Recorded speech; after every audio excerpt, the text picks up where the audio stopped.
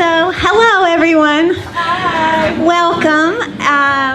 To those of you who have never been to an OMA event before, a special welcome. My name's Maureen, and I'm one of several people who are founding members of OMA. Others are in the room here. We're so excited tonight to have Marla. So you're our first speaker coming from cross country, from the West Coast. Yeah, we've had East Coast, we've had North, but never West. So that's awesome. And welcome to all of you who haven't been here before. Just to tell you, for those of you who aren't familiar with OMA, a little bit about us. Our lecture series is one of the things that we do. And the lecture series is... our intention with that is to share information and to bring in awesome speakers on all kinds of different topics. So we range from something very physical like nutrition to, in between yoga, meditation, and then all the way to the other side. We get really esoteric with metaphysics and some stuff that's way out there. But if you check our website out, you can find out what events are coming up, and whatever appeals to you, we'd love to have you come. So that's the first thing. And then the other part of OMA is our future vision, which is to actually have a center where we will house alternative practitioners in the holistic health field, all under one roof, so we can service people with all of their wellness needs and have kind of a continuum of care. So I'm sure each of you have had the experience of yourself or a friend where they want to go to acupuncture or Reiki, or it could be to speak with a counselor or something, but you don't know who to go to. We'll be able to be a resource both physically in a center, and then also have a virtual center online. You can go in and find that information out. And then we will also be doing some community supportive programs. So anything from self-empowerment to some youth mentoring, all kinds of things across that board. So just to give you that scoop. So for those of you who don't know Marla, I just want to tell you a little bit about her, and then we'll all look forward to hearing her story. But and pardon me for reading off of the paper, but this will make sure that I'm accurate. And also, I apologize for the heat. I know it's a little warm in here. The air conditioning went out today. I know, of all the weeks, too. Yeah, and it's like 90, so I hope we have lots of water. So and wine, that helps, too. Yeah, and feel free to get up anytime and help yourself to the refreshments. But Marla has transformed her experience into helping women discover and honor and have appreciation for their bodies. Alongside being a Reiki Master and a teacher, Marla has followed her passion for women's health down many paths, including women's sexual wellness, postpartum care, Restore Your Core Educator training, Tantra teacher certification, yoga teacher training, and massage therapy. In all of her work, Marla is devoted to empowering women to feel good about themselves and to live the life they desire. I love that. I'm like, well, who doesn't want to come here, Marla? Like we all want that. So some of you already know this, but Marla just finished a TEDx talk. So that was out in Salinas, California, and pretty soon that will be up online. Yeah. So keep an eye out for that, because maybe we can even post that on our website too. That would be wonderful. So Marla has been a professional speaker for a while, and she lives in Los Angeles with her husband and son, where she works full-time as a professional coach, speaker, facilitator, and living light Reiki Master and Teacher. So it is my pleasure, on behalf of all of us at OMA, to welcome you, Marla. I'm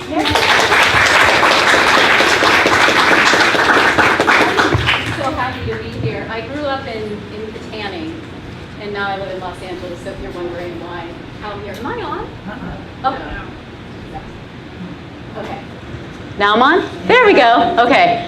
So I was saying that I grew up in Katanning, And I live in Los Angeles now, so I come back a lot. So if you're wondering how I got here, that is how I did. So I'm really excited to be here.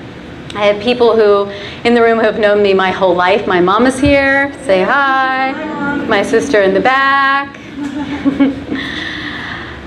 So I want to start, just so you know, I'm going to do a Q&A towards the end of the talk. So if you have any questions for me, you just want to make a little mental note, write it down, because I'm open to, something with your journey you want to talk to me about, or something you want to know about mine. I'm pretty much an open book, so you can ask me, okay? So we're going to start tonight off, and I'm going to ask you a question. And I want you to answer this question on a scale from 1 to 10. So 1 is absolutely not, hell no, like 100% no, just despair and disgust. And 10 is the other side, and 10 is absolutely yes, 100%, feeling great, just loving it, okay? So you can be from 1 and anywhere in between. So I'm going to ask you the question. I want you to yell out your number. Okay? Okay. Do you love your body? Give me some numbers. 9. 4. 8. 8. 7. 3. 5. Yell out your number. 5, 2. Okay. Okay. So we have a lot of different numbers here. And I'm so happy to be here because I've lived most of my life in the lower digits. I overate. I overexercised. I binged. I purged. I spent a lot of my time obsessing about what I was going to eat and obsessing about how I was going to get rid of it. The amount of time that I have spent obsessing about my body and my food and my weight, I could have learned like 10 languages or something. Like a lot of space in my head. I missed out on a lot of deeper connections with people because I was in my head. Like I can remember dating and being like, oh, when's this guy gonna leave so I can eat, so I can binge. Or I would be at a party and I would be talking to you, but only a portion of me was here because the other portion was talking to the brownies that were in the other room. So I missed out on a lot of deeper connections. Now, I'm not saying that I haven't had a good life and I haven't been confident and I haven't had a good life. But I always had this somewhere in the back of my mind. And it always would take me down at different points in my life. Now, I believe that we, from a very young age, we have imprints that are placed on us. They may be positive or they may be very negative. And we live those out.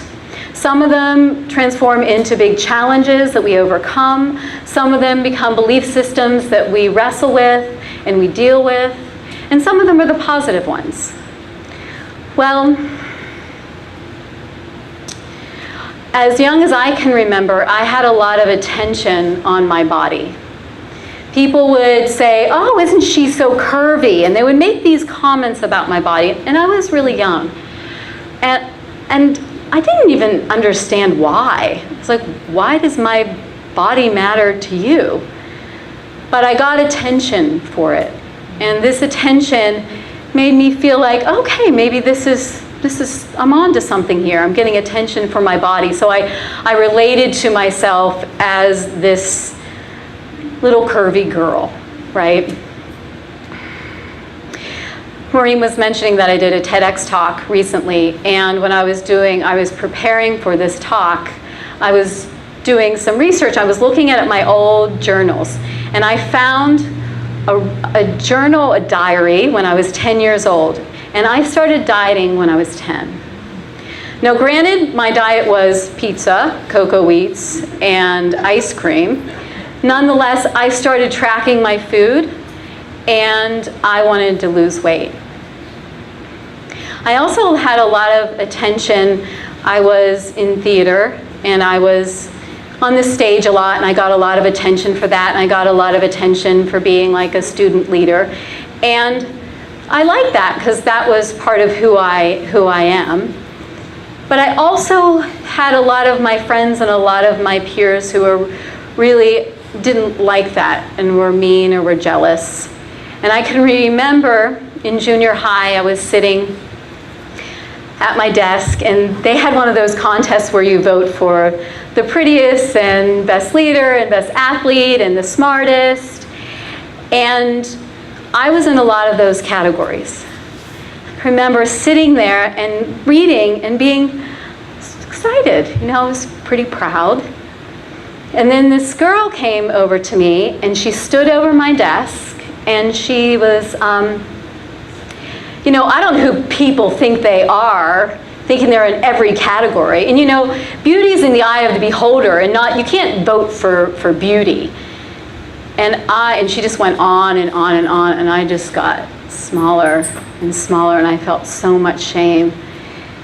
And I was aware in that moment that I was hurting her.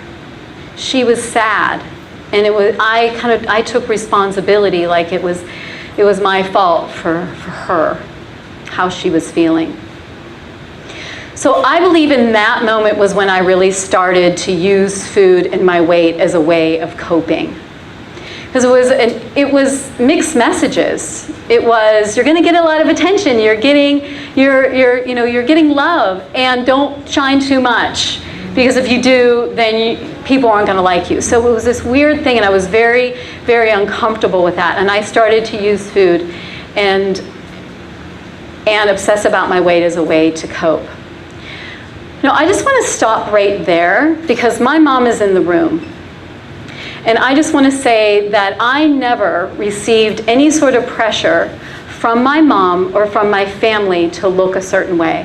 I never was pressured about how I ate or what I looked like. There was always acceptance. There was always unconditional love there. In fact, I believe that my mom is a role model for how you are to raise 3 daughters. So for respect to you, Mom, I just want to say that to our group, because you're probably like, well, wonder what she did.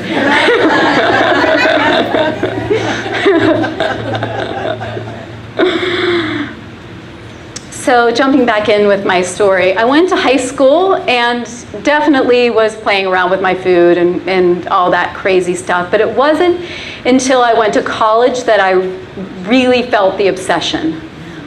And I was in school for musical theater, and I was dancing a lot. And sometimes I was dancing for 6 hours a day, standing in front of the mirror with a bunch of other women who were crazy too, right? All obsessed about what we were looking like. And once again, what you look like matters. The thinnest girl in the room was the best dancer. So that was the feedback that I got. After college, I went on a tour, and I went all over the country, and with a theatrical tour, and I was so relieved because I didn't have a kitchen. I didn't have access to a kitchen. We went from one hotel to another, and it was like, oh my gosh, finally I don't have to deal with this. And I didn't make any money, so I didn't really want to spend any money. So I lived a lot of my time on frozen yogurt and cereal bars. See, because we were in the van all the time, and I didn't deserve food because I wasn't moving my body. We would get up at these obscene hours of the morning to go to our next place. And I would wake up even earlier than that, and I would go to the gym. And one morning, I was running on the treadmill, and I fell asleep. I banged my arm, I banged my whole side, I had bruises all down the side, I hit my head, and it was this nice big tap, right? It's the universe tapping me saying, you gonna wake up?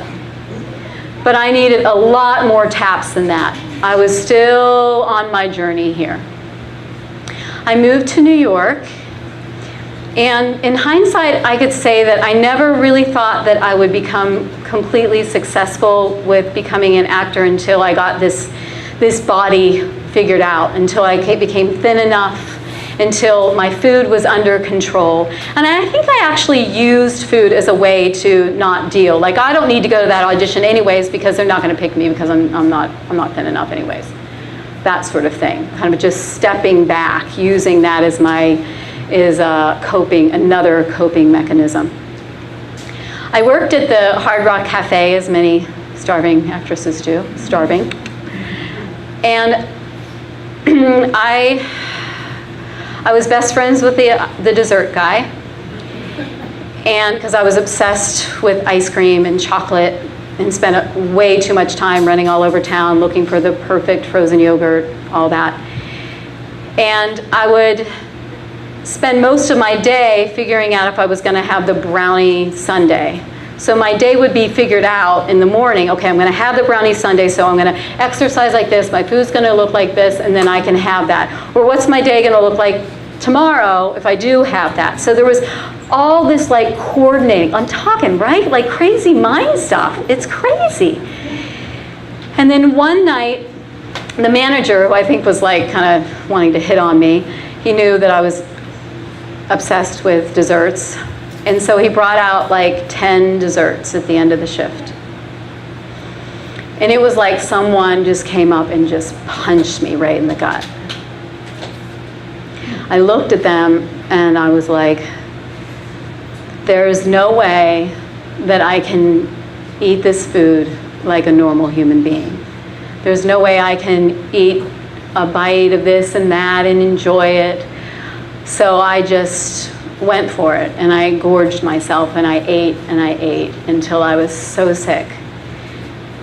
And I can remember going home that night and just lying in my bed, and I was so uncomfortable, and I was so sick. It covers up over me, and I felt so alone, and I am never going to be able to live my life like a normal human being. I'm always going to have this. I'm always going to have to deal with this. And I know it's kind of strange to think that this dark night of the soul is like because I ate too much ice cream.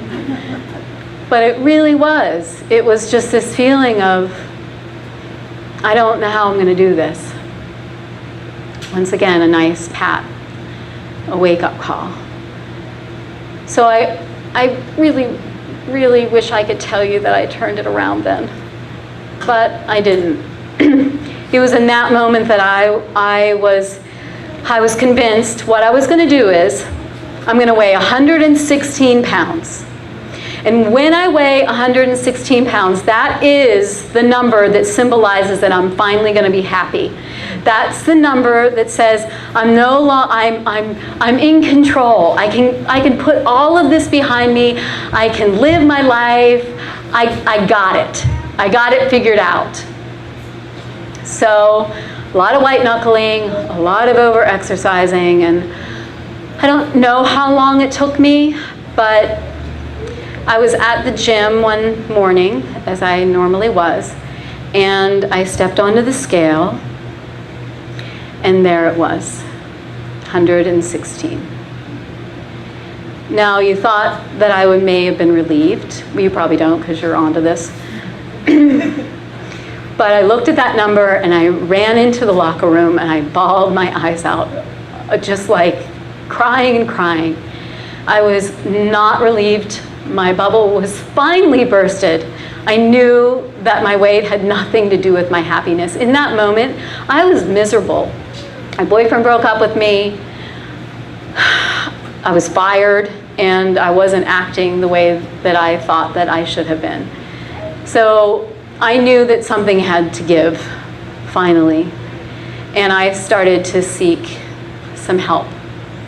I found a really great therapist, and she pointed me in the direction of Overeaters Anonymous.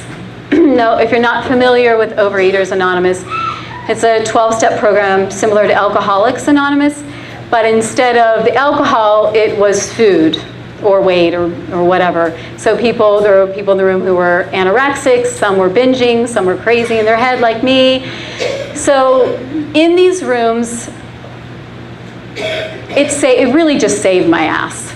I finally had people who spoke my language, who understood what I was talking about, because no one understood. Why are you doing this? You know, there was not an understanding of it. And I finally felt people that spoke my language. And I also got a lot of compassion for people in that room, because I realized that we're all struggling with something, and we don't really know what people have going on inside of them. And I learned that very specifically in that room. I also learned that I was coping and using food in my obsession with weight as a way to cope. And I found tools to turn that over. So I would turn it over to my higher power or to God. And that started to shift some things. And it was within that program that I stopped eating chocolate and desserts. And that was the moment, like the step that I thought I was going to get when I stepped onto the scale, because I was so relieved. I didn't have to fight it anymore. I didn't have to worry about how I was going to get rid of the food. Just all that space in my head, I got back. Now, I want to say that any time I tried to control my food because I wanted to lose weight, it never worked. But I stopped eating this food because I wanted my life back, because I wanted to thrive. I didn't want to be obsessed anymore. So there was a deeper reason for doing that, and that's really important. Another piece of my recovery, I'm going to take a little sip of this water and some of her wine.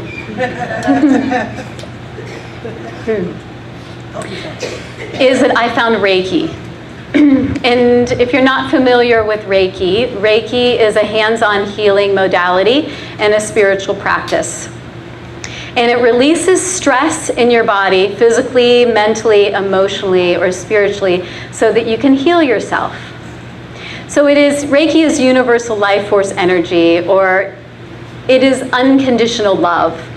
It is the healing component of love. So from learning this energy and pouring it through my body and supporting others and myself, I learned a lot of things. I learned how judgmental I was of myself, and how I talked to myself and talked down to myself so much, and how from being judgmental to myself, I was judgmental to so many people around me.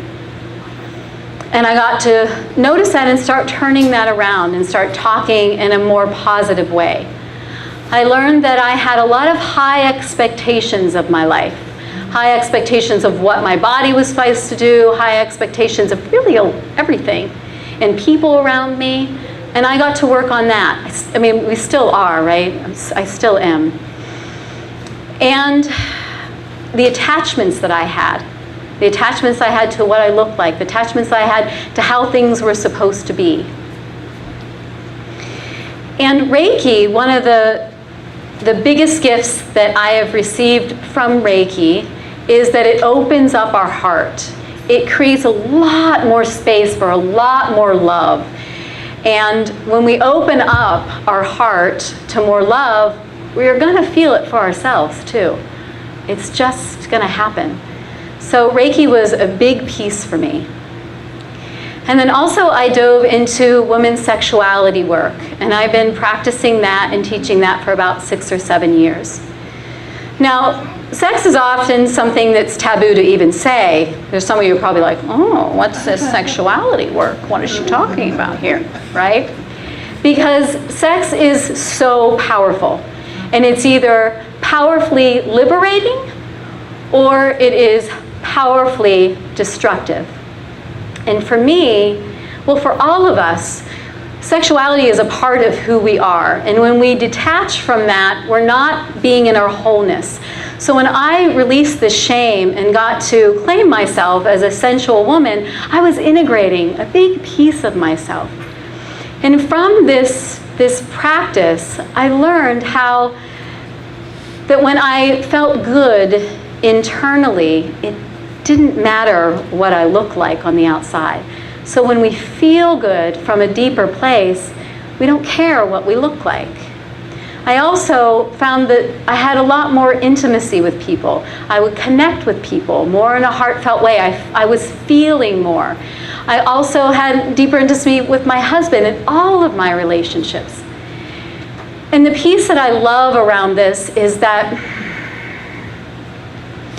when I walk through nature, I don't just receive the beauty with my eyes. I can breathe that in to my whole body and receive that. So this practice has allowed me, my whole body, to receive so much more joy and so much more connection. So as you can see, I learned these tools and a lot of other things that were so healing along the way, and I started to feel better. And I had more space in between the times that I was obsessed. So there was a lot more living and a lot less obsessing. But I still had my dives into my stuff. I definitely did. And one specific time, I can remember sitting in meditation and just once again in that place of, I still am having to deal with this. It's not going away, it's still here. And I was listening deeply and I was present with myself, and I heard this voice, which I believe is God. And this voice said, let go. Just trust me. Just listen, just trust. And I said, no, I'm not. I've turned so much of my life over, but this is one aspect that I have to have my fingers in it. I do not believe that if I trust and I listen to my body fully, that I'm not going to be fat. And fat at that point meant that I was a failure. So I came to this point where I knew that this was it. This was the peace. When I heal this peace, when I finally surrender to this peace, then I will feel better. But I don't know how much longer it was. I don't remember quite when that was. But I knew it took a little while. And I did my dance. And then I got pregnant. And when I got pregnant, I started listening. I started listening to what my body wanted to eat. I started eating ice cream. I started eating meat, because I stopped eating meat because I was very healthy. And I started to listen to when my body wanted to exercise and when it didn't, and how much sleep that it wanted. And I just listened, and I just trusted that my body was not only taking care of myself, but taking care of this little being inside of me. And I'm like, I've been feeling pretty good. There's like no obsession. I'm pretty free here. I think I'm onto something. But I was pregnant, right? So when I had my son in postpartum, I kept listening. And I kept listening to how my body wanted to move. I began to eat food, even more food. And I knew that it was okay if I ate dessert today and I didn't eat the whole huge thing, because I could have it some more tomorrow. And I let go of all this shame. I stopped white knuckling. And it felt like I got my life back, because I did. And I finally started having freedom in my life. And I have not stopped from that point. I feel like I'm finally can stand here, obviously I'm here, and say that I am free of all the obsession. And if I do have a day where I'm like, oh, I'm feeling fat, it doesn't ruin my day. I'm just like, oh, okay, let's move on with the rest of my life. Let's move on with my day. It doesn't take me down.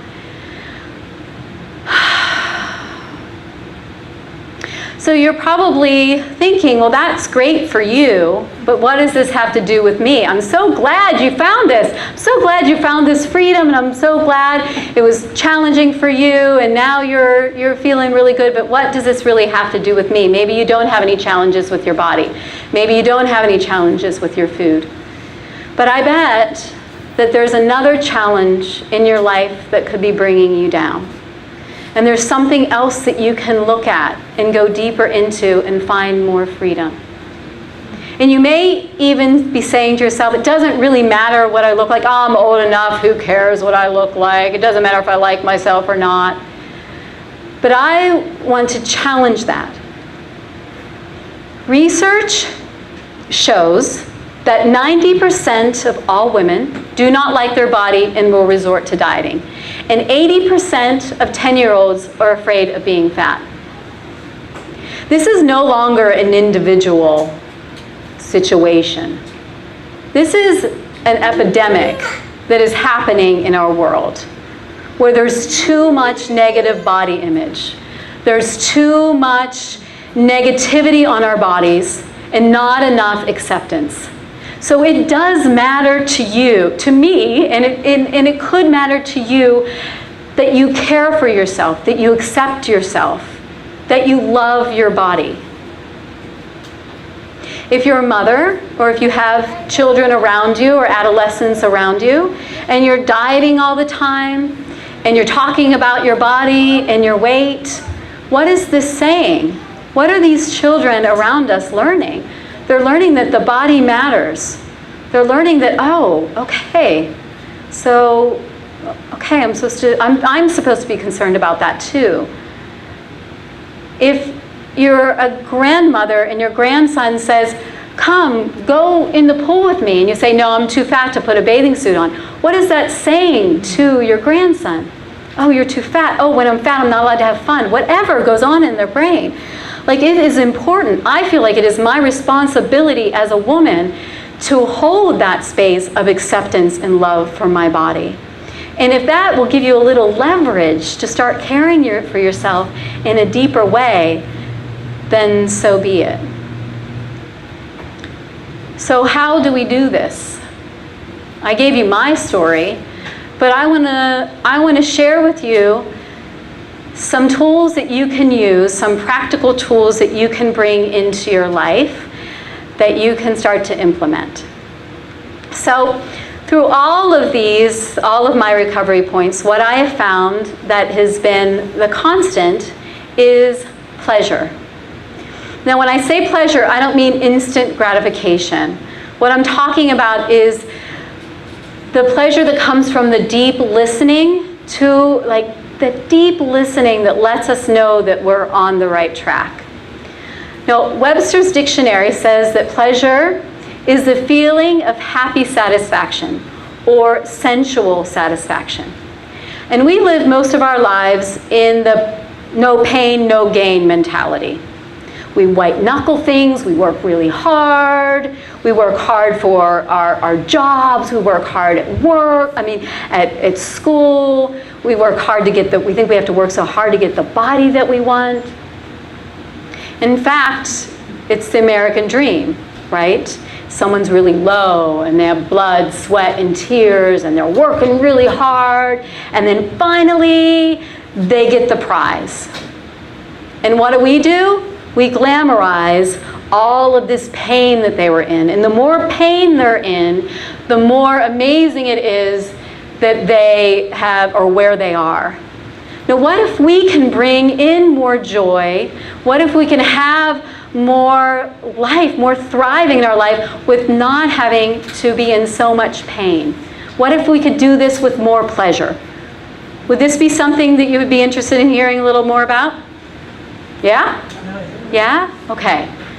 So let's talk about pleasure and our relationship to food. So first, before we start talking about pleasure, let's talk about pain. So give me some examples. I already told you some earlier, but some examples maybe in your life where you've seen where people are in pain in their relationship with food. What do? They've set Well, like you said, Yeah. obsess about it. They obsess about it. What else? They restrict things. They restrict, right, restricting their food. What else? I know for me, whenever I feel really sad, I want to go to the buffet and reward myself. And then afterwards, I just hate myself even more. Yes, totally know that one. What else? Wear girdles or uncomfortable clothing. Wear girdles or uncomfortable clothing. Yes. Anything else? What else? Wear baggy clothes. Wear baggy clothes to cover their bodies. Yeah. We'll get to that one later on too, Mom. Yeah. So another pain point around food is, see, I thought that I couldn't control myself around chocolate cake because I liked it so much. But really, I would eat one piece of chocolate cake and then I would feel defeated. I can't believe I did this. Why did I eat the chocolate cake? I'm such an idiot. And so what would I do to make myself feel better? Eat another piece of chocolate cake.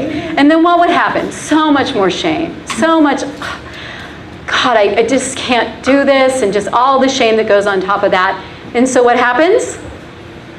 Eat more. I ate another piece of chocolate cake. So it really has nothing to do with the fact that I was liking it. Something else kicked in. The shame kicked in. The pain kicked in. Now, on the flip side of it, I was seeing this health practitioner. I was having some thyroid issues. And she had me write down all of my food.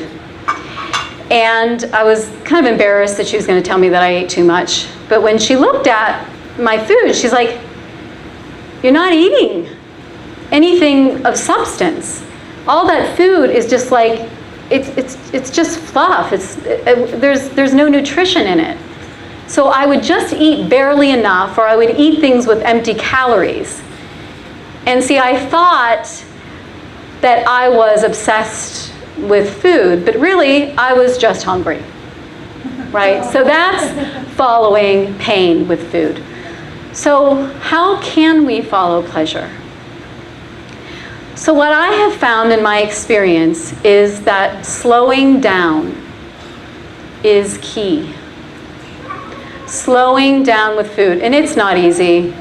I'm a gulper. But slowing down with our food and enjoying it. Enjoying our food and being able to notice when our body says, "I've had enough. That's actually enough." Slowing down with our food, it's like, okay, I ate this food and that didn't make me feel good. And then a few days later I ate it again. That didn't make me feel good. Third time I'm offered it, I'm not going to eat that because that didn't make me feel too good. Right? So it's not, like I said, it's not pleasure with instant gratification. That's not what we're talking about. We're talking about the long term. We're talking about how we can be with our bodies in our relationship with food that is full of pleasure. It's also saying no to a certain food when everyone in the room is saying yes. And you're maybe even getting crap for not eating it. But you're saying no because you want to say yes to your body. You want to have a good relationship with food. Or maybe it's vice versa. You eat something that no one else is eating because you are present with your body and you want to have overall pleasure. Now remember me telling you earlier with the chocolate and dessert that it has to be deeper than just the weight. So when we make choices around our food, it has to be deeper than just what we're looking like. So finding pleasure with our food is finding that deeper relationship to why you may not want to eat something, or why you may want to bring something into your life, and why you may want to make more healthy choices, or why you may just want to sit and eat a whole bunch and just enjoy how it feels to be lethargic and like that feels good sometimes. And you may want to eat over your feelings, and that's sometimes pleasurable because it works, right? And it's just okay sometimes. And that's okay. That's bringing in pleasure with our food. Now, pleasure, number 2, is pleasure with movement, exercise, and how we move through our lives.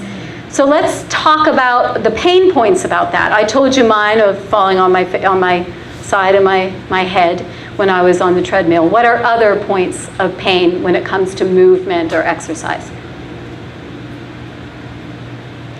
Sore muscles.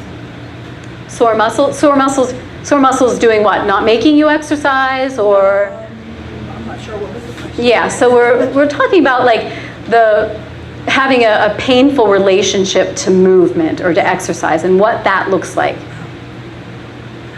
So we can say having sore muscles and then not exercising ever again, right? Yeah. I guess you already touched on it, but the feeling of exercising out of a deep obligation. Yeah, Uh-huh. I was gonna say that. Yeah, like feeling pressure to like. Yeah. Because you're supposed to, or Yeah.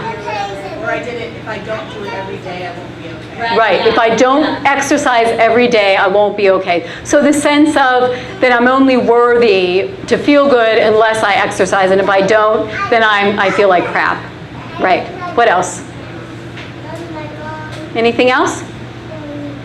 Yeah? So, like, I love to walk my dog, but sometimes if that's all I do, I think like, oh, I didn't do enough, but really, that's what I love to do, and walking's great, but Right. if I didn't do sit-ups, or I don't do knees, or I Right. don't do squats, I feel like I didn't do. So the not enough feeling around exercise, that whatever I do is not enough. I should do more. Gosh, we do that all the time with everything, don't we? What else? Or I'm lazy. Or All my friends are exercising, I'm just lazy. you're just lazy. Okay, yeah, you're just lazy. Yes. Or, which is more where I'm at now, a period of not exercising, Mhm. feeling like you don't have the ability to do what you used to do. Like there's pain, aches, joint pain, just like not. It's really about like not feeling flexible and just like sort of like not feeling powerful, like you can just do stuff. Right. So she was saying that about not feeling like she stopped exercising and now she feels like she's not feeling powerful. She can't get back to where she was. She's supposed to be getting back to where you were. And so you're just not going to do it because you're not feeling like you can do it from where you are? Yeah. Kind of the all or nothing sort of mentality? Like a train that is stopped and you would like to start it. Right. It's just like, "Rah!" yeah. Yeah. Yeah. I hear you. I mean, this is totally superficial, but I fight with myself all the time about what I'm wearing to exercise. What you're wearing to exercise? Yeah. It's embarrassing that I like put things on and I go like, oh, I don't want to go. because Right. So do you think that's just, what I'm wearing. so do you think that's just the way that if you're, It's because I like, it's like, Yeah. oh, I look too big now, like my chest, like what if I bend over, my stomach hangs down, and the other side. I do Right. think about it. okay, so she's beating her body up before she even goes on her exercise, and she's worried about what she's going to wear. But that's really just the fear, right? It's just like a way of not doing it. Yeah, totally understand. I have two. One is for me, and one is. Here's a microphone. Oh yeah. One is something that I just experienced, and one is something that my neighbor told me about that was really eye-opening. So connected to what Robin was saying, I played lacrosse last week, and it was so fun. And I played last year, a year ago, and it was so fun. But that's really the first time I've exercised in a year, and I know I love it. I hate to run, but I know I love it. But it's like not feeling like I can just say, I need to take some time to do this, and like, find somebody to watch the kids or whatever, just like to prioritizing everything else over that. And then feeling like kind of disempowered around that. Yeah. And then the other is that my neighbors who are in their late 70s were joining a gym where mostly older people go, and they said that it felt really good because they weren't gonna feel like uncomfortable about their older people bodies in a space with younger people. And so Right. that feeling of like, who are the bodies around, and how do I feel in that space, and do I compare myself, or do I feel judged in that space? Right. So you're kind of going on some pain and pleasure points there, and finding an environment that you can be in that's more pleasurable, right? And you're also talking about some pain point in the fact that you would even have to judge yourself to begin with, right? Or your friend, yeah. Jill, did you want to say something? No, you didn't, okay. And I want to touch on what you had said, which was not prioritizing time. So we're talking about movement, we're talking about exercise, but let's talk about how we live and how we move through our lives. and I know so many of you are guilty of this because I've seen it, is that you put everyone in front of you. Everyone else's needs are more important than yours. And you overgive, and you overdo, and you're doing for everyone else but yourself. And you don't put up boundaries. And then you're tired, or you're lethargic, or whatever it is. And so what would be the flip side of that? What is the pleasure point on that? The pleasure piece is taking time for yourself. Saying, you know, I'd love to show up for you, but I have to do this for myself right now. I'll do it later. And whatever that is, maybe it's going for a walk, maybe it's taking a nap, maybe it's the fact that you have something else going on completely. I would say that 90% of the clients that I work with will tell me that they learned from their mother and father, mainly their mother, that everyone else is to come before them. Am I saying that right? The mother was, yeah. Everyone else comes before. That was what they learned. So they didn't learn, and they weren't modeled self-care. They weren't modeled self-love. What they were modeled is do everything for everyone else, put yourself into a point of exhaustion, and then maybe you can do something for yourself, right? So it's changing that model. And it's letting people deal with it if you show up differently. And just saying that it's okay to take time for yourself. So also pleasure around movement is sometimes, in my case, it is not getting up and exercising, right? It is because I've been an over-exerciser. So I've had to learn how not to. I was not feeling well for about 2 weeks, and I couldn't exercise at all. And in the past, that would have driven me bonkers, what you're talking about. Like, I have to do it. If I don't do it, my body's just going to go to pot. And I didn't like it. I mean, who wants to be sick? But I had a lot more peace around it. That is following pleasure with movement. Also, this all or nothing mentality, that if I don't have an hour to go to the gym, then I'm not going to do anything. Rather than I have 10 minutes. So why don't I just do some jumping jacks, do some stretching, get into my body. Not that all or nothing. And not that feeling like you have to work so hard. That you can take a walk, Maureen, right? So it's about finding exercise that's fun. And finding maybe friends that you want to do it with so that you can enjoy it. Yes? Also, just exercising for the sake of exercising, not always having an end result. Exactly. Good. Oh, sorry. Just saying that to exercise, not having an end result. Right. Usually, like many times people want to exercise to lose weight. Just exercise because the sheer joy of it. Yeah, the sheer joy of it. Yeah. The sheer joy of exercising, how it makes your body feel afterwards, right?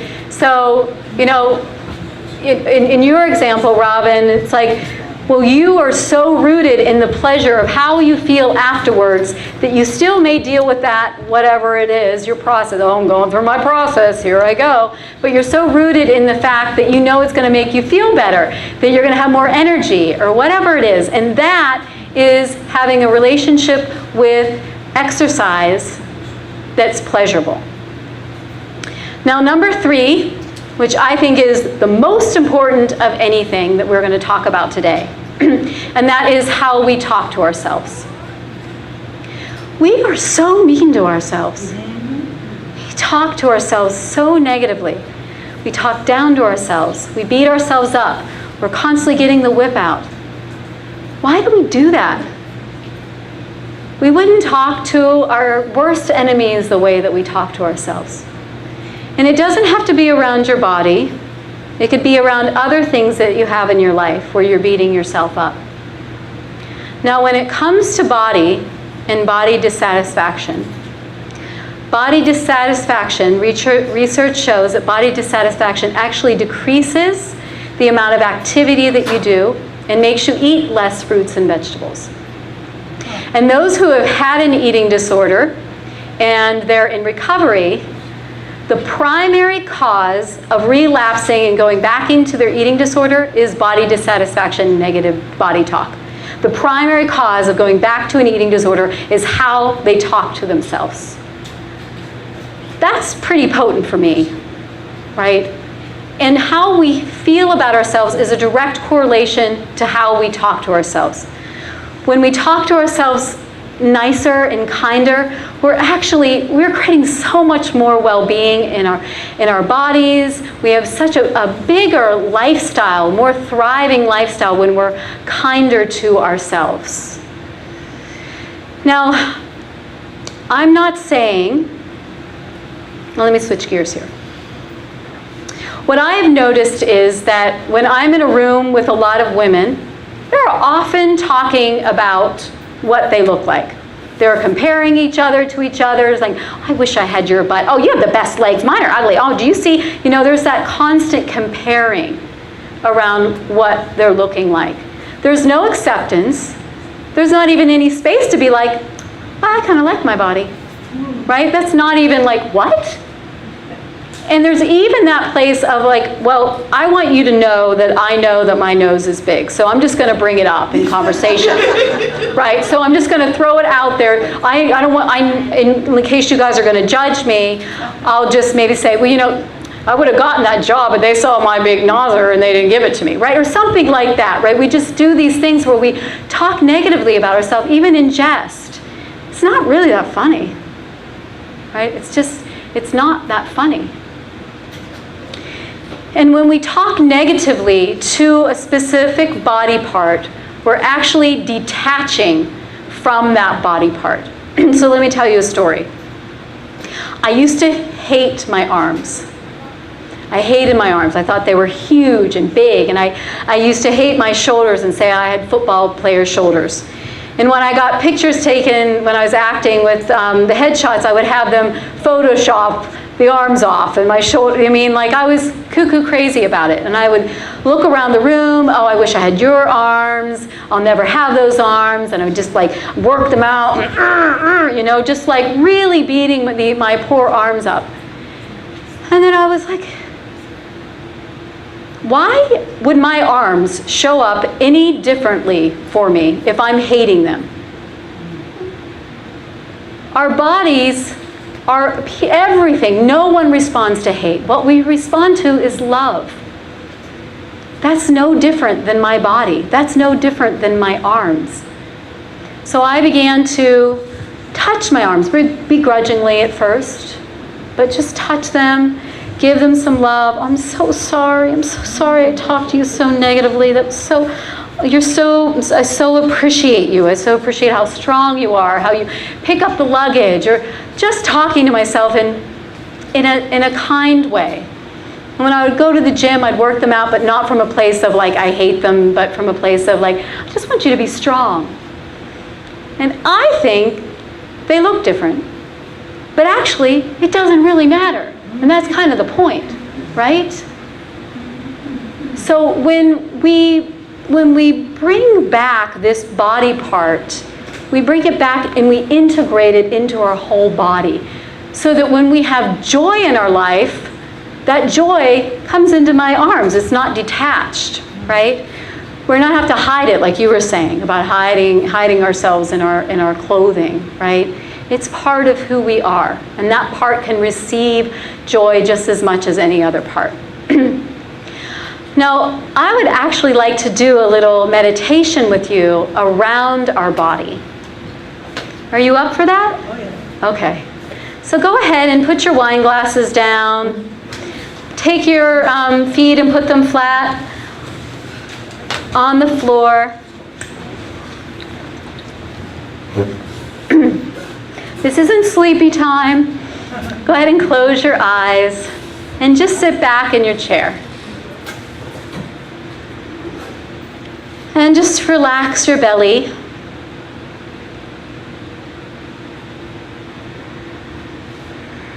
And just notice your breath coming in and out. Uncross your hands, bring them on your lap. And just noticing your breath moving in and out of your body. Just ever so gently.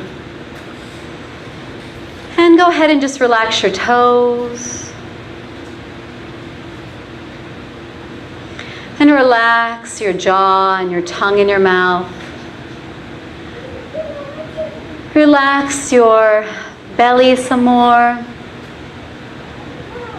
Relax your legs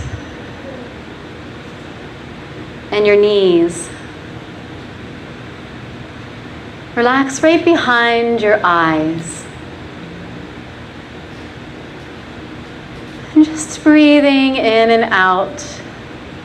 And just acknowledging this soul that lives inside of this beautiful body of yours.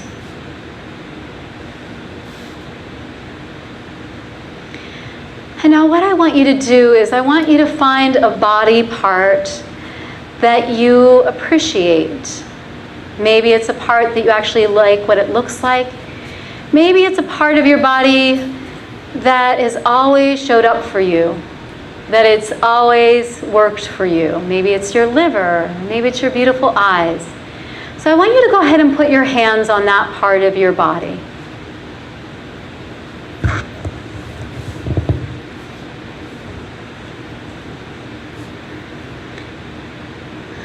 And I want you to, with your hands on that part of your body, I just want you to bring in some appreciation.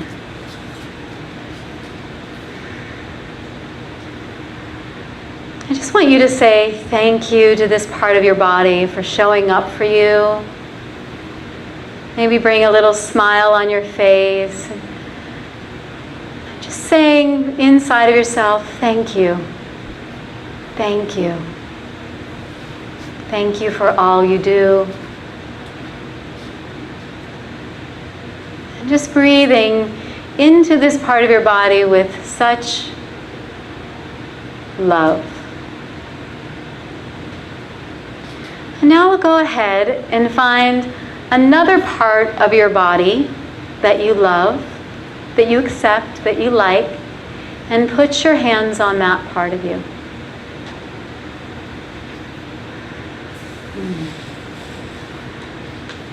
And once again, drop into this part of your body. And I want you to, once again, show some appreciation.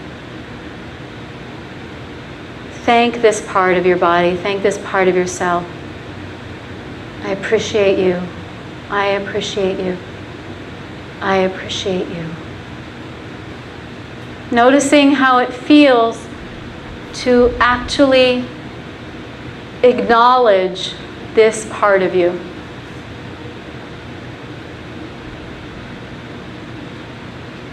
Thank you.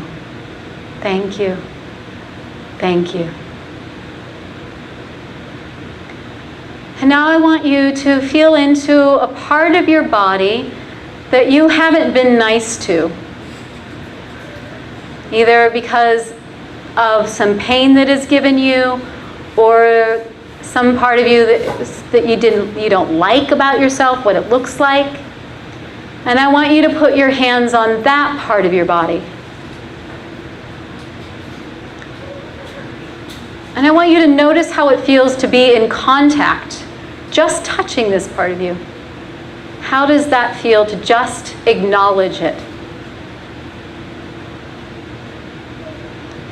And then I want you to pretend, and go ahead and do this.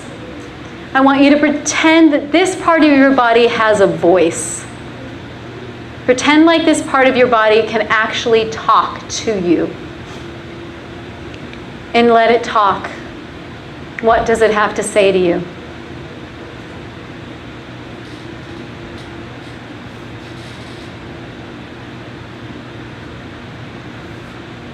What does it want to say about how you've been treating this part of you? And maybe you can say, I'm sorry, if that feels authentic. So just be in relationship to this part of you right now.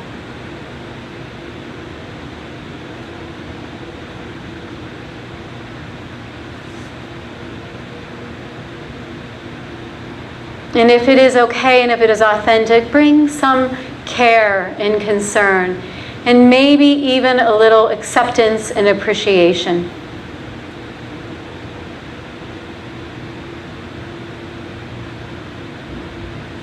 And now bring your arms down. Just place them on your lap or wherever. And we're going to take 3 breaths together. And these breaths are going to be just breathing in appreciation into your body from the tips of your toes to the top of your head. So we'll do this together, inhaling appreciation and feeling it in the inside. And exhaling. Feeling appreciation soaring through your body. And exhale. And one more, biggest breath you've taken all day. Inhale. Hold that in. Feel the appreciation bubbling through your whole body. And exhale. And relax. And gently open your eyes.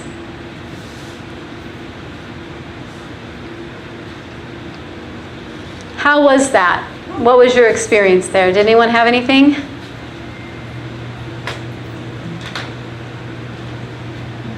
I had a negative experience when I was Yeah? into my bad body part. Yeah, tell me. Well, I just... Here you grab that.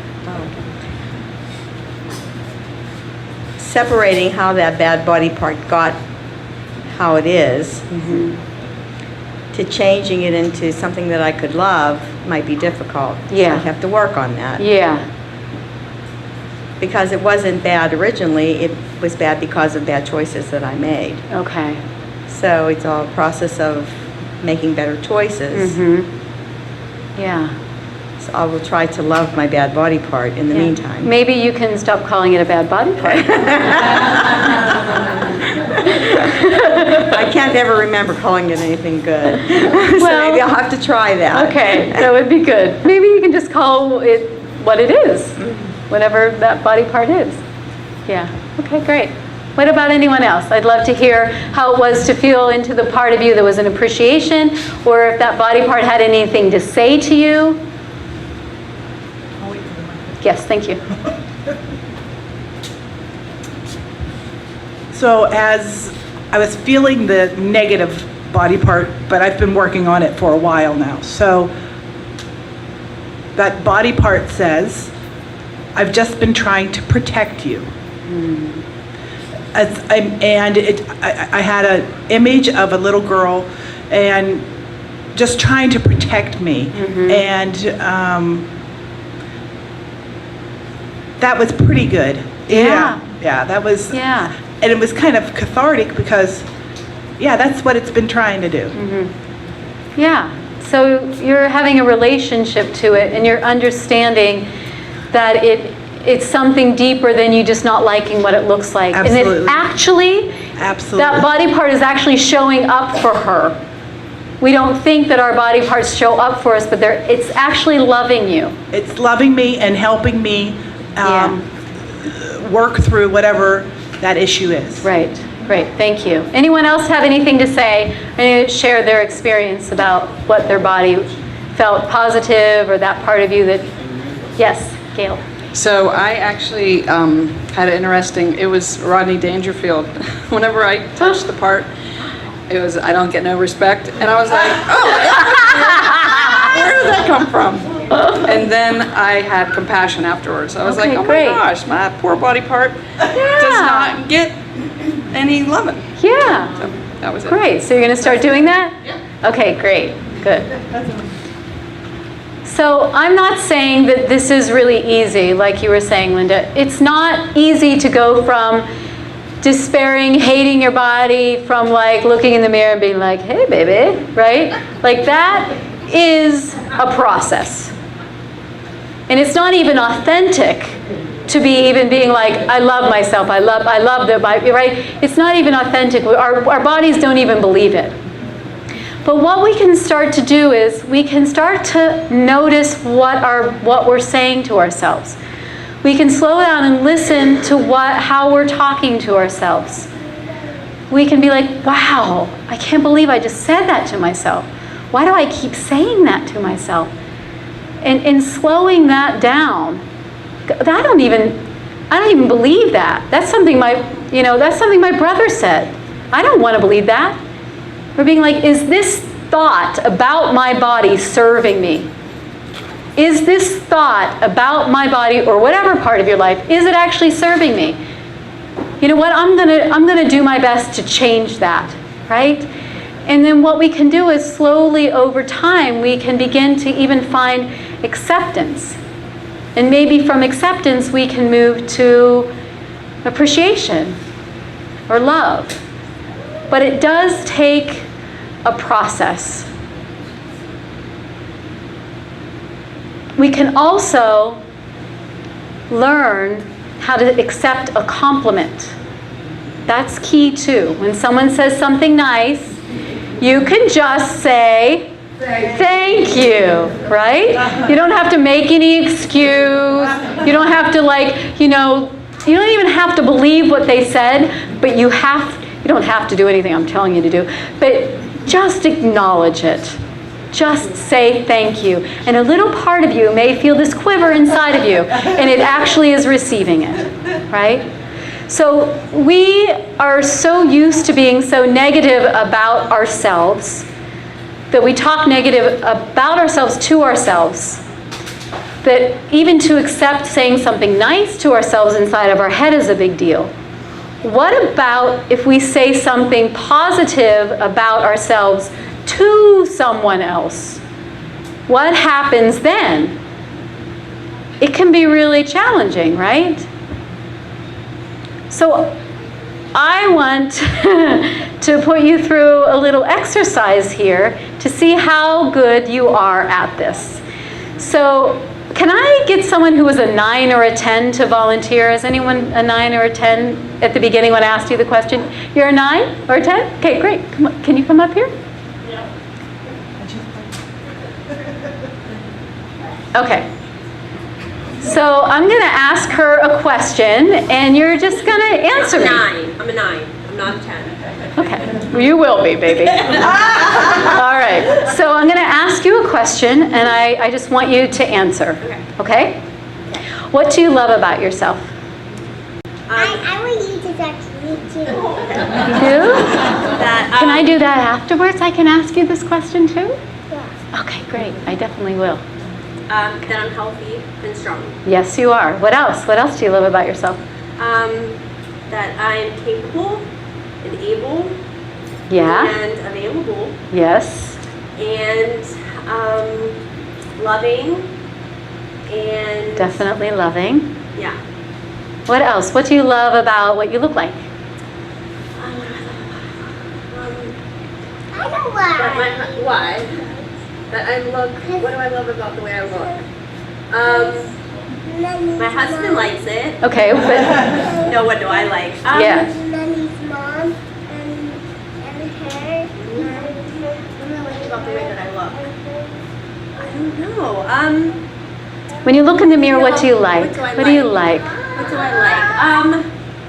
I feel connected to myself. So I feel like maybe there's a familiar essence to the way that I look. So I feel like, oh, that's me. Like I'm connected to myself. Right. So it sends like a familiar face. Okay, great. Good job. Give her a round of applause. It's so obvious. Like obviously. Yeah. So I just, you can go ahead and sit down. Thank you. So we're going to do this. We're going to get a partner, and we're going to go back and forth, and I'm going to lead you through this whole thing. Now, the important thing is that you, as a person who asks the question, listen up, Mom.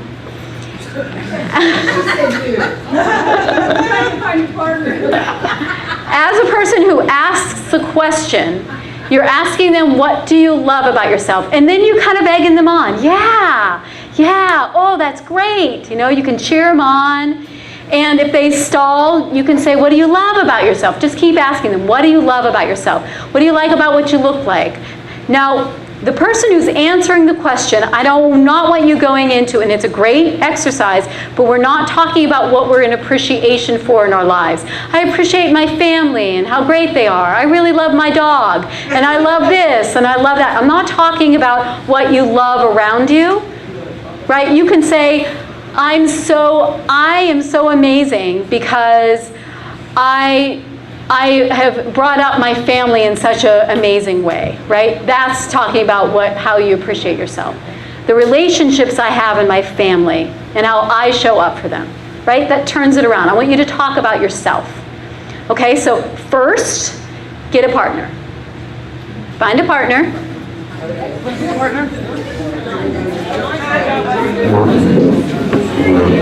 Who does not have a partner? I talk about myself. You need a partner, right? Will you go over with this lady over here? Will you bring your chair? Okay, great. Anyone not have a partner? Yeah, go ahead. Go ahead and bring your chair. Oh, okay. Oh, okay, great. Okay, so decide who's going to ask the question and who's going to answer. Okay, don't ask the question yet. We're doing this together. I'm timing you, by the way. You have 10 minutes to talk. No, I'm kidding.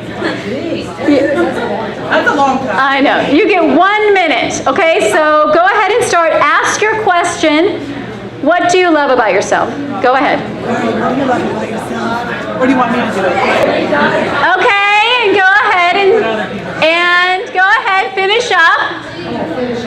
And now you're going to switch, and the other person's going to talk. Go ahead. Okay, we're all finished.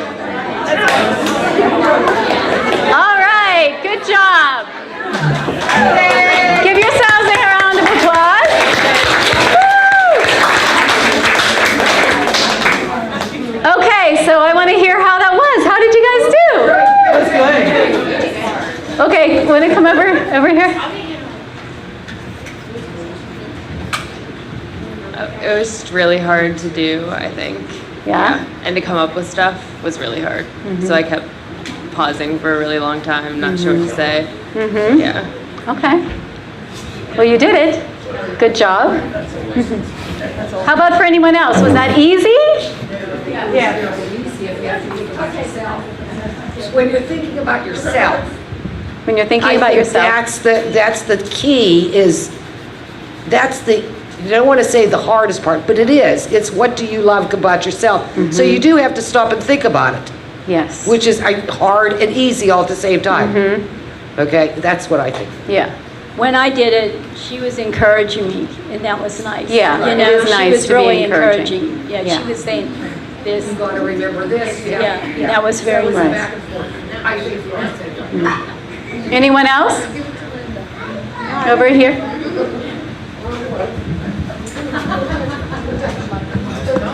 I think we're so used to looking in the mirror and seeing everything that's wrong with ourselves. Yeah. It's really hard to get putting that out of your mind, like, that's a negative, and to come up with the things that was positive. It is really hard. We are very negatively ingrained in our heads. We really Yes. are. And to look for the good things. And we both found that hard. It was like, you put yourself last, like you say all the time, and you just really have a hard time coming up with what is good. You have to Yes. really, really take the time to think. Yeah. What I thought was interesting was that all the positives, not one of them had to do with what you look like. Right. Oh, yeah. Yeah. Yeah. She said that all the positives had nothing to do with what she looked like. It was about what I hear is like who you really are. Right. That the rest is just a shell. Yeah. So a way to be with this is to, I already say, to compliment yourself more. And another is to write a list. Write a list of the things that you appreciate about yourself. Start journaling it, write it down. Take one aspect about yourself that you really love and focus on it during the day. One part of your body you love, something that you love about yourself. Share it with someone that would applaud you. So I know if I have something that someone said nice to me and I want to share it, I'll tell like my mom or someone in my family because they can hear it and they can be happy for me, right? So it's finding someone that you can share that with, that is going to feel good with you. That will give you encouragement to start talking and being able to speak up about what you like about yourself. So my challenge for you all, is to take one of these, relationship to your food, relationship to how you move through life, exercise and movement, and your relationship with how you talk to yourself, and begin to implement some pleasure in your life. Are you willing to do that? Do you want to make some changes? If you're willing to do that, raise your hand. Woohoo! Yay! Yay, great. Okay, so I would love to hear how that's going. So email me and let me know how it's going, or even some challenges that you're coming up against. Okay? So I want to open up to some questions, if anyone has any questions for me about anything.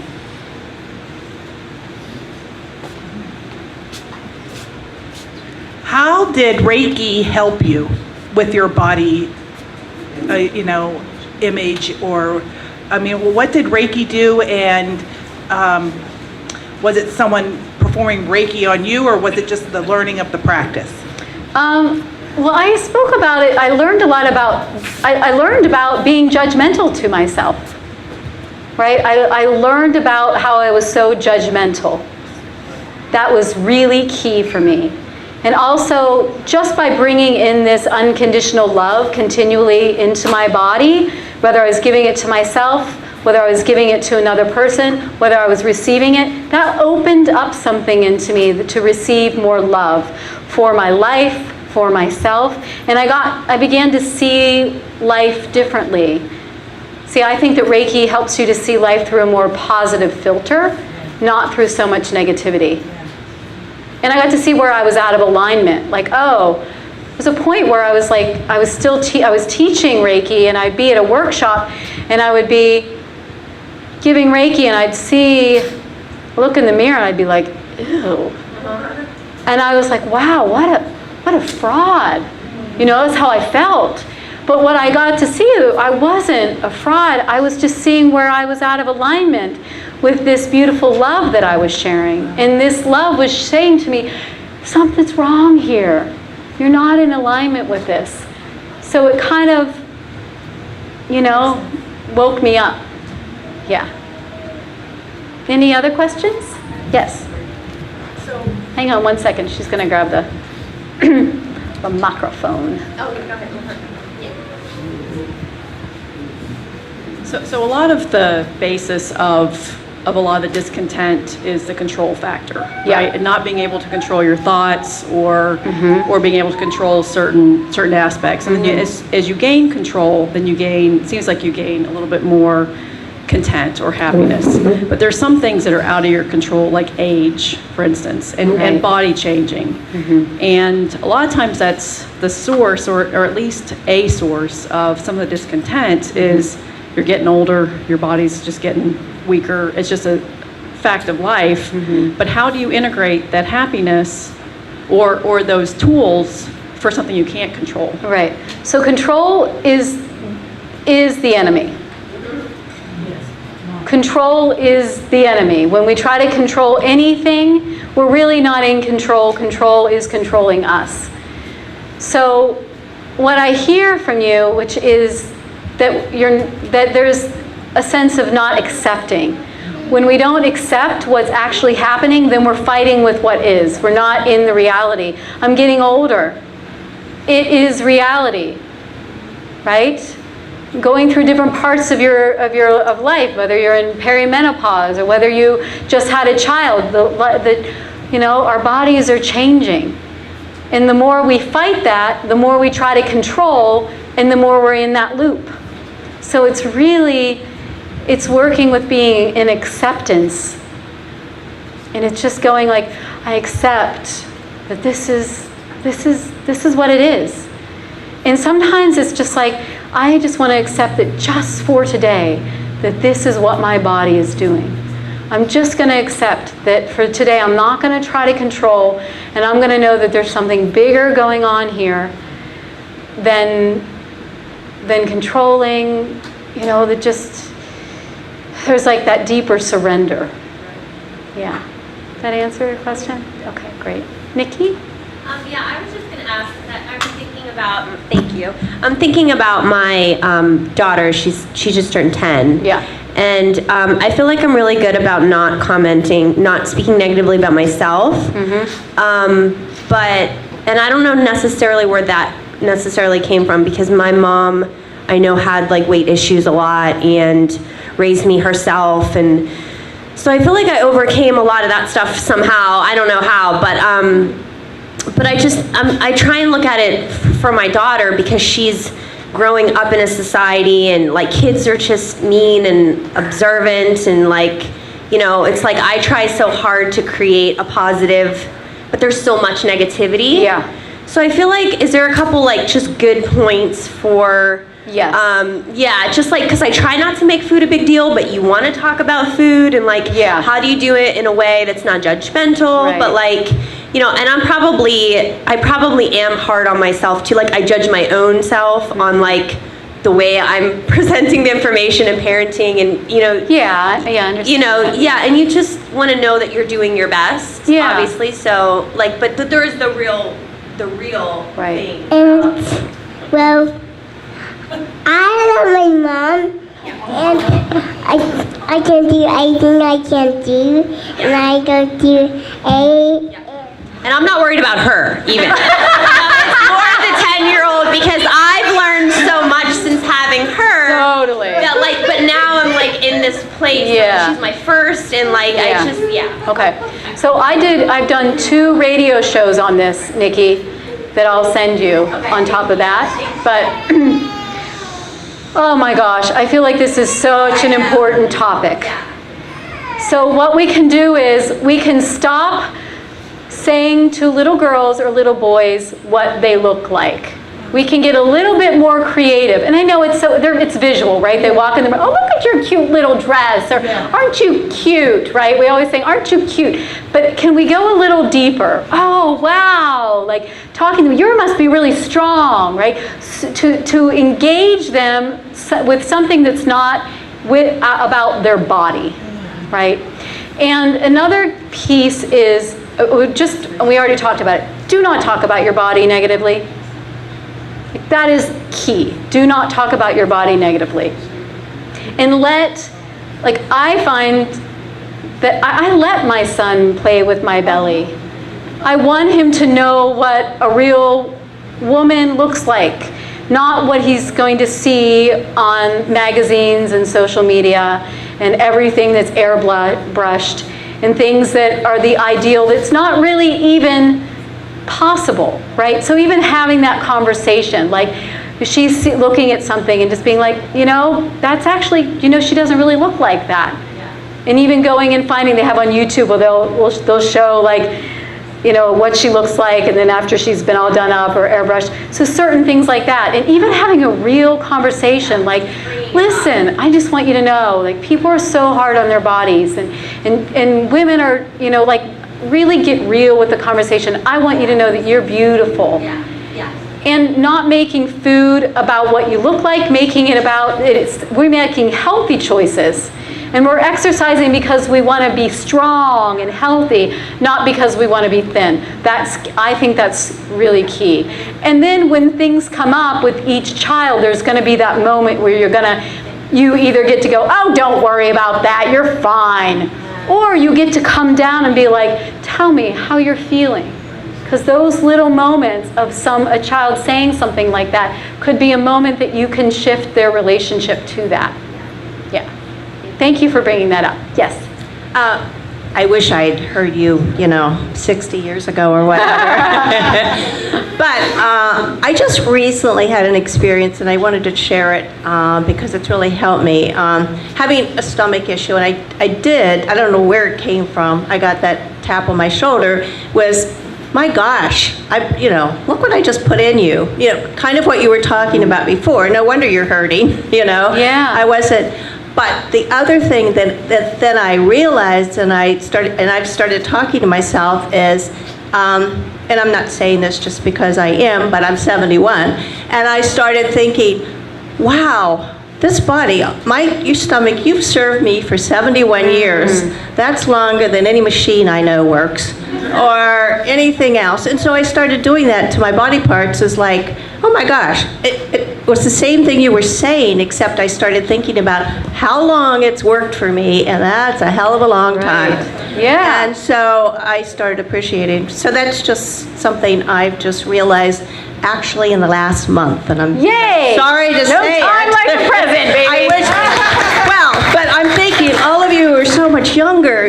What a blessing to be able to do that, Right. Yeah. before you're 71. Yeah. I mean, when we love something, we take care of it, right? We have a car that we really love. We're going to shine it up. We're going to give it good fuel. We're going to take care of it, right? It's the same with our body. When we love our body, we're going to care for it more. So thank you for sharing that story. Anything else? Yeah, Maureen?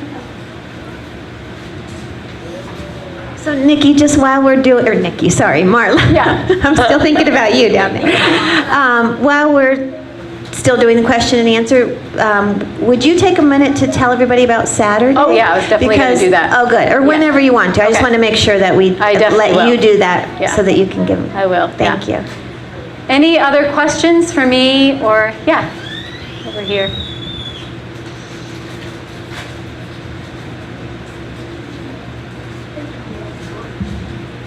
Hi there. My question is following Nikki's question, but kind of reversed. So my mom just got a divorce from my father, and my whole life she's always been battering me, like not physically, but oh, you're getting fat, la-di-da. And I've luckily reached this point where I don't really care. Like, I'm happy with myself, and I'm happy with what I'm doing. I know I should make better decisions, but it's okay. But my mom is obviously getting older, and she's beating herself even more and more, and she keeps saying, oh, I'm never gonna find a man, and I really sense this sadness within her, even though she keeps smiling, pretending like everything's okay. And I just want to know, how do I help her feel beautiful? That sounds so silly, and like, I know that my mom might think, oh, well, she's just my daughter, like, well, what does she really know? But I want to help her in some way. I don't really know if that's a question. No, do you understand? It's a really beautiful question. I think that's really sweet that you are feeling that for your mom and wanting to instill some beauty and love to her. When I feel into that, I feel like there's touch involved. That you're holding her hand, or you're giving her a hug. It's not like in one of those flippant moments in the kitchen. It's like where you're really present with her, and you're touching her in a loving way, and you're just like, Mom, I just want you to know that you are beautiful. I see you. And just tell her authentically how you feel about her, what you see. So that's the key. You don't want to tell her what you think she needs to know. You can just tell her how you feel about her, why you love her. And I think that's such a gift that you'll be able to give to her, and you'll be able to give to herself. And don't have any expectations that she's going to listen either. Like, you want to do it almost like for yourself, to know that you are doing what you can to make her feel good. And what she does with that is really up to her. It's her life, right? So not feeling you're responsible for that either. Okay, great. Thank you. Any other questions?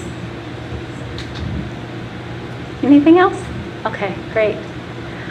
So I will share with you, if this is something that you are struggling with deeper, or if you know anyone in your life that is struggling with this, and you want to join us on Saturday, I'm having a workshop where we're going to dive into this stuff. We'll be diving not into just my story, but your story, and doing practices. And see, I feel when you bring women together for the healing and with a healing intention, that magic happens. And when we come together as women, we can reflect each other. We can learn, wow, you felt that way, I feel that way too. There's a sense of release. There's a sense of that deeper sense of love for ourselves. I love teaching this workshop. It's really fun. It's really deep. And if it's something that you're interested in, please come or share it with anyone that you may want to share it with. It's on Saturday from 9 to 11. It's in Aspinwall. 9 to 1. Oh, what did I say? 9 to 11. 9 to 1. Thank you. Yeah. Just a few really blocks from here. Oh, okay, great. You wouldn't walk, but. Right, it's close by. Okay. Where in Aspen? It's at the Green Harris. which is a yoga studio. Yeah. So I did send around this list. If you didn't sign it, please do.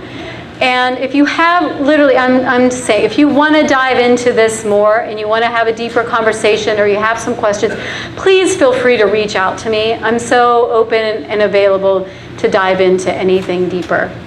Okay? I have a couple CDs, guided meditation CDs, if you want to just have something to help you relax and drop into yourself. I have a couple over there that are for sale for $10 and a couple flyers over there. So we're going to end tonight with just a little prayer. So you can put your hands together, you can bring your hands up, you can close your eyes, whatever feels authentic for you. And this is a prayer by a Benedictine nun that maybe you have heard of. And it says, "Dear God, help me to believe the truth of who I am, no matter how beautiful it is. Amen." Amen. Great. Thank you.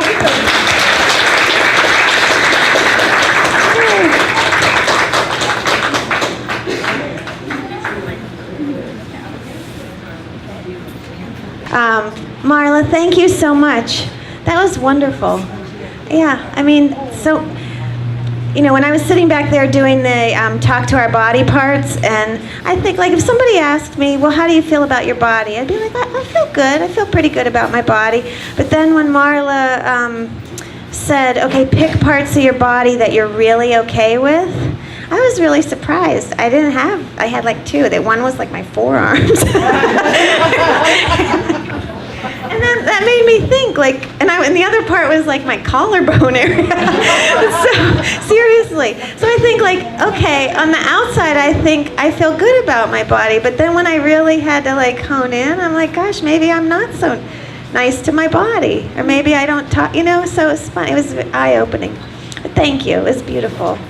We loved having you, and everybody's looking forward to Saturday. Yeah. And so we have one more event coming up for this season. It's June 1st. And then we take a break for the summer, and then we start up again in September. And on June 1st, we're going to do something that we haven't done before. It's going to be really fun. We're going to show a film, and I'm just going to tell you a little bit about this film.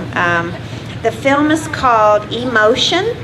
Has anybody seen it before? Have you? Awesome. Okay, so just briefly, I'll read this because it'll describe nice for you. Imagine a world where the trapped emotions, fears, anxieties, and unprocessed life experiences we hold in our bodies are the source of everything that ails us. That's the world we live in. Now imagine a world where everyone is manifesting from their heart the perfect creation that's inside of us. Imagine a world where abundance, inner peace, longevity, and loving relationships abound. It goes on, but that's the idea of what we think about and what we believe and what we feel really is manifesting not only in our bodies but outwardly in our lives. And the visuals in this movie are I think they're really cool. We saw parts of it. So that will be on June 1st. It'll be the same time. We're not going to sell tickets. We don't have a ticket thing. We'll probably just pass around like a basket to make a donation from the heart to OMA to help us towards our future center and all of our fixed costs. And I think we're going to make popcorn. So we'll have wine and water and all that too. But please come. It'll be a fun night. And then we'll be able to discuss the film afterwards. So it'll be a good time to open it up and talk. So that's it. If anybody needs a flyer about Saturday, they're up at the registration desk. And if you need to know the address, if you go on our website, all of that information's on there. All right, thank you, and have a great night, and thank you. We hope to see you again.